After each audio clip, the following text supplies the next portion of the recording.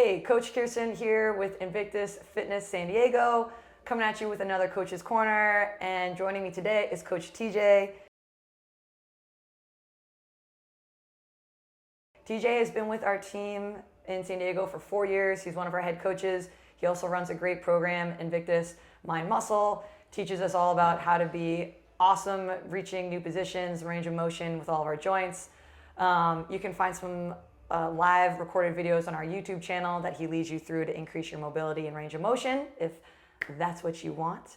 And today we're going to dive into some juicy Coach's Corner questions. Are we going to talk about the questions. The questions, sorry. Yeah, the question. Got it. The question that everybody's here for.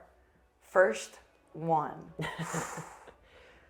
How do you, Coach TJ, add value to our members' experience beyond on the floor coaching, especially when it comes to group coaches out there where maybe those members are only coming in one time a day, a 1 hour long class. Maybe you're seeing them 3 to 5 times a week, but if they're only attending a group class, that means the attention is divided. They're only getting a few personal touches from you during that hour. So how do you go about adding more impact, more value to that client's experience? It's an awesome question, and I think about it a lot because even though you see us out on the floor, we talked about this for your Invictus U program. I was like, do you have any training for coaches like behind the computer? Because I feel like that's where so much extra work gets done that just isn't seen. You don't think of as your coach like typing away, but that's probably the main way that I add value to, beyond that hour is personal touches over email or follow-up conversations. So when I'm coaching a class, I'll almost always have my phone on me, never take it out and scroll Instagram, but when someone comes up to me and says like, hey, my shoulder bugs me, I will immediately forget when the class ends, so I just make sure a quick note, and then at the end, I've got a list at the end of each class. Oh, reach out to this person, and then put together maybe a link to a video or something like that. Nice. Following up when a client gives you, drops you that breadcrumb, right? They allude to a goal they allude to an injury they have that they haven't been able to really move beyond. If you write them an email saying, hey, here's a video that a stretch that might help that pain you're experiencing, even though that's not going to be the sole solution for what they want, just that single follow-up, it lets them know that you actually listened. Yeah, you care. Yes. And the appreciation you get from something even so small as a quick link to a video is huge. It goes beyond. Even if you could totally mess up your class, you could mess up the timing on a workout or something, and afterwards if you just sent someone a thing like, thanks for being flexible today with my timing on the workout, wink. You have an opportunity post-class to connect and provide value, and even fix a mistake. If you feel like you didn't give a member 100% of your time, or I wanted to go see so-and-so's lift, you can still follow up in that way and provide value if you can't in the class. Yeah, and so at Invictus, we do have a client management system that we use. It doesn't really matter which one you have, and even if you don't have that at your gym, part of the coaching routine here of our most successful coaches is that they make part of their process that after a class, whether it was their best taught class or not, they often follow up to drive home coaching points. If you're running the class already, hey, these are the 2 or 3 things that I want the class to focus on in relation to setting up for the deadlift, or how to pace this workout, or how to get better at a higher gymnastics technical drill. Following that up with other resources, or even just summarizing, hey, these are the 2 or 3 takeaway points from the class, provides another education opportunity for them, but then also lets them know that you're thinking about that continued pursuit. Or just of growth. Oh, they thought of me after the class. Beyond the floor. Yeah, beyond the floor, and that's huge. And there's I've taken this just a small step further and made a little Discord channel for my semi-private clients. So just people who I work with in small group training, and a few select other people who have eventually made their way in there. And this is an app where you can just get a group of 20 people together and chat freely on different channels, so you can have different topics. So our group has an off topic where people post their Wordle score or whatever. And then there's also opportunity for me to provide Honestly, it's like the stuff that if I were more social media centric, I would be thrown right on my story. But a lot of times we'll have had a conversation, a client and I, about like, oh, I can't, find time to cook. So maybe it's just me like literally being like, hey guys, look, here's how I make X, Y, and Z, providing that kind of, outside the gym touch. But it's even more personal. It's like, look, I struggle with this too. And then they also have a way that they can reach me if they have questions. Yeah. And it builds that like community as well. So kind of providing that value of like, oh, it's not just me and a coach. It's me, the coach, and everybody who he coaches too. We're all part of this like thing together. Right, creating a tribe within a tribe, right? That sense of belonging. And like stepping back from that, one thing that Invictus utilizes is that when a new member joins our gym, we've got a team of about 8 to 10 full-time coaches and a large gym base.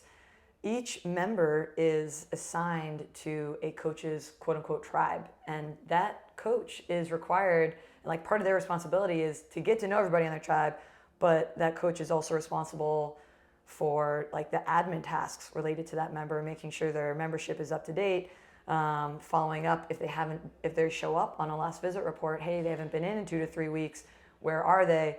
And the tribes get quite large. People have 30, 40, up to 60 people on their tribe.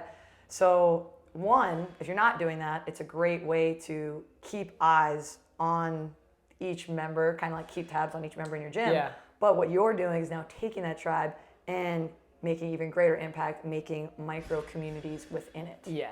And like if you're a coach, like who are your 10 biggest fans. Yeah. Like instead of sending messages out into the ether that are like, I hope someone's hearing this, reach out to those 10 people, because it's not just that you're gonna like enrich their experience. They'll tell someone, and that's where it starts. Basically, is even if you have 1 or 2 super fans who are like, we love your classes, start with them, and then you can kind of spread the community wider. And again, that's like all value outside the hour of class. Yeah. I feel like a fundamental part also of adding value to a member's experience, I think we talk about this at Invictus all the time, is getting to know them as a human, not just as an athlete. Yeah. People come in here and sure, they have stated performance or fitness goals that they want, and fundamentally our job as a coach is to help them reach those stated goals. But a really quick way to enrich the relationship and make it about a whole lot more than just achieving that pull-up, but like some big personal growth, is knowing who they are. Like if you know your clients' kids' names, what they do for a job, you can then customize that training even more. They come in, you can follow up with that question. It feels good having a coach be like, oh, they know me. Yeah.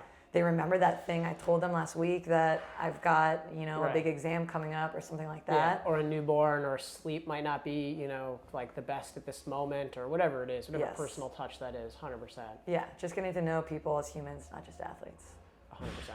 And I mean, it makes it fun, right? Like, if you like I know you got really into Peloton recently. When I hear people talk about their Peloton instructor, they usually say like, oh my God, I love so-and-so, they're so much fun, right? They're not like, oh, I love so-and-so, they're the most technical, like they're the most precise. No, like That's what we I want to love. foster this environment of fun that people don't mind coming to. You know Yeah. what I mean? Make it less of a chore. Part of that is like driving that community, and a micro part of that is knowing who you're coaching, and those people I'd hopefully know one another as well. Absolutely. Yeah. Awesome. Anything else you do to drive value outside of that hour? No, those are kind of my main things. Tribe emails, communication, and the Discord is like my ultimate now, like micro Awesome. tribe. Yeah.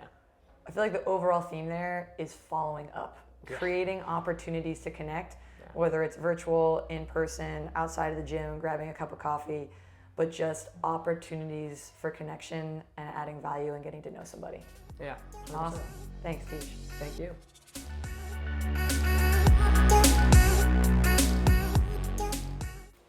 I fucking hate sitting on this Oh, side that of the was floor. good. Oh, were you thinking about that? Do Literally, you want to switch? I feel like one side of my brain is not even fucking working. We'll switch it. That way we could play this Yeah, for another this week. is- yeah, we we could gotta- do another week with We this gotta side. do this shit. Yeah.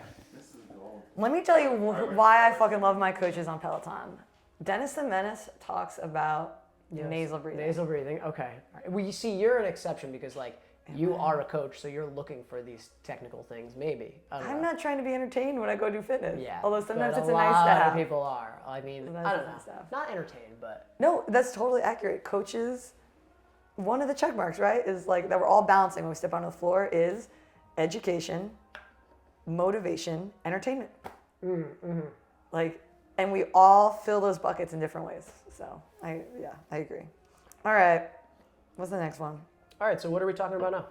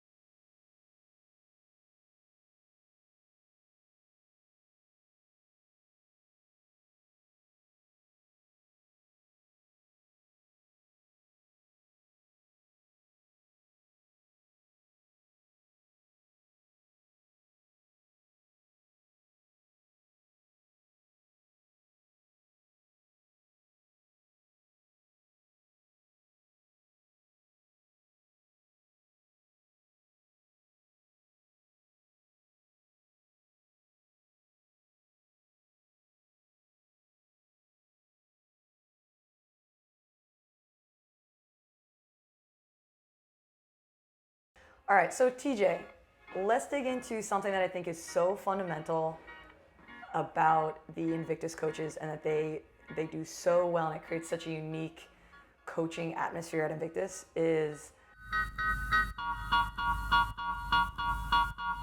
each coach with their own flavor does a great job of taking the intention and what's written on the whiteboard for the program of the day and creating opportunities for customizations and individual experiences within that flavor of what was intended for the day written on the board. Can you walk us through kind of how you approach layering in opportunities for customization and individualization and staying in line with the intention for the workout of the day? Right on. Yeah, of course. I think like the customization is the first point, right? We're calling it, we intentionally use the word customization because scaling has this like pejorative like feel like, oh, I'm less than, I had to scale the workout. So customizing is like, sounds more proactive, right? Like it's okay, this is something nice.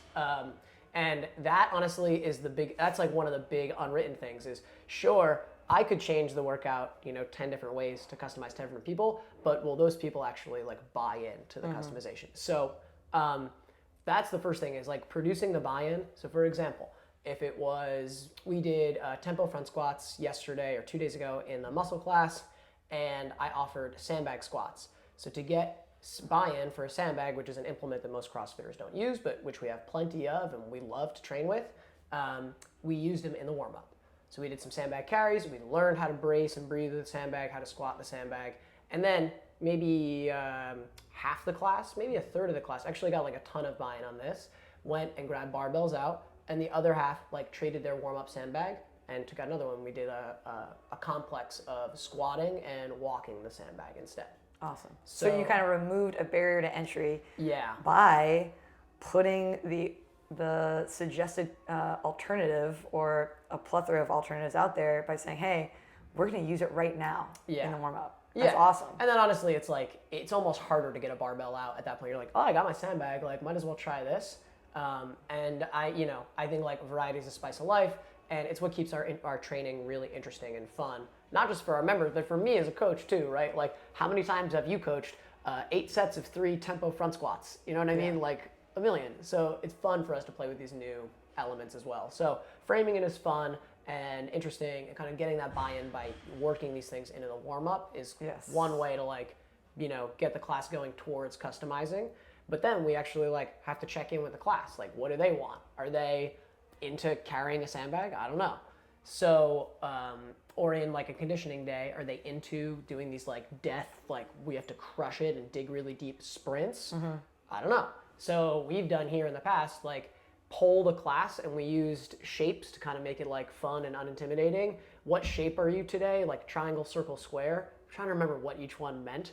But it was like a little experiment we ran for a few weeks here. People would check in at the beginning of class and be like, basically, am I feeling like, green light, like let's go, all systems go, yellow light, I'm kind of recovering, or red light, like I'm trashed. Showing up is the win. Yeah, exactly. Showing up is the win for a red light. The yellow light is, I'm here, let's see how this goes. Yeah. I might throttle at this level, but once we get going, maybe I found out I'm green light. Let's full send. Totally. So for something like that, if say, I have 2 or 3 members out of my, 12-person class that are like, oh, I'm a red light today. Like yesterday crushed me. I hardly got here today. And we have, every 3 minutes, do a 1-minute assault bike sprint and rest 2 minutes. Okay, that person might survive sprints 1, 2, and 3, but like 7 later, they're really not getting the stimulus. So we could just take the same chunk of time sometimes and do like an AMRAP, maybe with some isometric holds, maybe with some stuff that's a little less taxing, but they still feel like they're part of the group because they're working for the same time domain. They still might even use the same elements as the group, like they might do a little time on the assault bike, but we've customized because we've had that conversation. Oh, you're coming in like you're like destroyed right now and you just want to get here and move.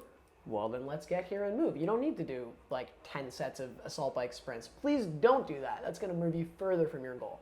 So I think, creating that environment where customizations are like at hand and visible and you've used them before, and then getting some buy-in by actually asking the question of the member, hey, what's going on? How are you feeling today? Like, are we ready? And like, it almost goes back to what we discussed before, knowing the member, because then they're going to be open with you. But if they feel intimidated by you or the space, or they feel like they kind of have to like, they haven't dropped their ego at the door, then they're gonna be like, oh, I'm good. Yeah. Oh yeah, my shoulder's not hurting. I can do thrusters all day. You know what I mean? Yeah. So. And sometimes you let them walk that path. Totally. You follow up with a question of, how's your shoulder feel? Yeah. Worse. Is that what you wanted? Okay. Keep going down that path. Eventually you'll come back and be like, I don't want my shoulder to hurt more. It's crazy like how even, I think we've both probably been in that situation where a coach has asked us like, how's your back? How's your knee? And we're like, yeah, it's fine. But then when you come back and circle back and you have to speak it again, it becomes different. Because I think that's like really important that the coach does follow that back up, because it doesn't have to be this like, we're shaming you. No. It's just purely to get you to speak what you feel, because it will Creating change awareness. how you are aware of the thing. Exactly. 100%. Yeah. So I feel like a big part of what you mentioned there, both in the like whiteboard briefing, but as well as in the follow-up after the choice was made and after the work was done, is creating an opportunity for people to self-reflect. Oh yeah. Like that is the number one way to help build a, we call it like a culture of customizations, like creating a gym culture that is actually willing to customize and do something that is different than what their neighbor is doing, even though they're still, right, like mirroring each other in some ways. Is you have to create opportunities for those athletes to self-reflect. And for a while, they won't answer you. Yeah. They're just going to be thinking the answer in their head. And so it's important at the whiteboard for you to like ask the question, how's everybody feeling today? And not expect an answer, but maybe give some avatars of, perhaps you feel fresh as a daisy. It's your day 1 of training.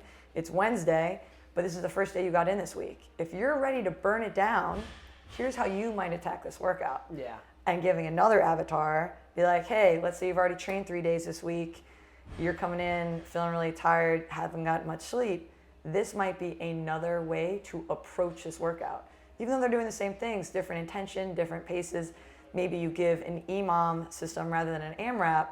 So much is still the same structurally, but the experiences and the impact of what's happening to the athlete is different. And they might not answer you, but one tool that coach has is to create avatars so people can be like, yes, that's me. Yeah. Without having to raise their hand in front of their peers and say, yeah, I feel like junk. We want to lower that barrier, right? Like the barrier of entry to customizing, and also lower not everyone's going to be able to say, or no one even wants this. No one wants to even admit to themselves that they don't feel 100%, right? Yes. You know what I mean? So like creating that opportunity by just providing the option, is it A, B, or C? You know, instead Absolutely. of like, hey coach, I'm really, you know, pooped today. And I think that stems to an even more fundamental question of a lot of athletes don't come into the gym, or they haven't had a relationship with a coach or with a gym space that is about self-reflecting. They come in often to just do the work and to do what's written on the board and to do what's asked of them by their coach. So I think it's really important, if you actually want people to start customizing and choose options that are more in line with what they need, with the goals that they actually want to achieve, you have to create opportunities and encourage them to go within, right? That the answer is going to be the athlete and the coach will come to the answer together. Yeah. But that the athlete is an equal participant. It's collaborative. Yes. And that stems from them knowing who they are. And that can just be, hey, who's showing up today, right? Who showed up yesterday might be, you know, Jimmy that's ready to crush someone at max deadlift. Who's showing up today is Jimmy that James. Also, James. Jimmy's alter ego that's feeling really tired and fatigued, and creating permission for that to be great. What you need today is this. Yeah, I think, you know, I think like we're really like excited about plans in general as athletes. Like you hear about these like Olympic athletes that have all their lifts, I have a year-long training plan like ready. And I think like for me personally and for a lot of my clients, I train and coach like reactively instead of proactively. So it's completely based on sometimes how someone is coming in the door and how they're presenting. We might just like scratch what I had planned and bring something else. I know you're big on like just in the moment, how are we feeling now? But that takes a whole different skill set than programming out a year in advance. You know, in some ways I think it's more challenging because you're actually like moving each day to adjust to the energy of that day. Instead of just assuming like my client or my member is a robot and they'll get this done. Absolutely. But a very applicable skill, especially in a group setting. If you have a one-on-one client that you're working with, I do think a really structured plan is a nice place to start, and then modify from there. But especially for those GPP athletes, they're coming in, they have general physical preparedness goals anyways, they just want to be happy and healthy. What's important is actually that they are listening to their body and consistency in doing something rather than inconsistently doing what they need. So I do think that reactive coaching is a really applicable skill for group coaches. Yeah, agreed. Anything else you want to cover? It's the breadcrumbs. Just like the little ideas. Yeah. Like you said in the brief, like people won't answer you, but it's the idea that they're hearing it, and like it does come through over time. It's like little by little, day by day. Absolutely. Great. Well, thanks for joining us, TJ. Thank you, Gary. Yeah.